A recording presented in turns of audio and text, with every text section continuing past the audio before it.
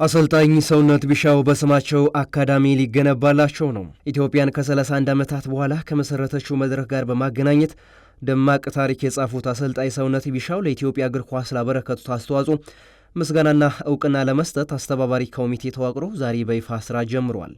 በዚህ መሰረት የአዲስ አበባ ከተማ አስተዳደር 9000 ካሬ ሜትር ቦታ ለአሰልጣኙ የሰጠ ሲሆን በስማቸው ግዙፍ የስፖርት አካዳሚ ለመገንባት መታቀዱን ዛሬ በጁፒተር ሆቴል በነበረው ጋዜጣዊ መግለጫ አስተባባሪ ኮሚቴው አስታውቋል።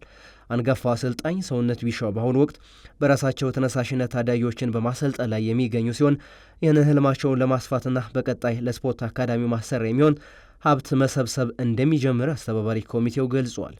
በውጭም ሆነ በሀገር ውስጥ የሚገኝ ኢትዮጵያዊ ሁሉ ለዚህ አንጋፋና ባለደማቅ ታሪክ ባለቤት አሰልጣኝ የራዕይ መሳካት የድርሻውን እንዲወጣም ተጠይቋል። ዛሬ በይፋ ጅማሮን ያደረገው ይህ አሰልጣኙን የማመስገንና እውቅና የመስጠት መርሃ ግብር እስከ ሰኔ ወር መጨረሻ እንደሚቆይ ሲገለጽ፣ በማጠቃለያ መርሃ ግብሩ የአሰልጣኙን የ44 ዓመታት የእግር ኳስ ህይወት የሚዘክር ዘጋቢ ፊልምና መጽሐፍ ይፋ እንደሚሆን ዛሬ በነበረው ጋዜጣዊ መግለጫም ተጠቁሟል።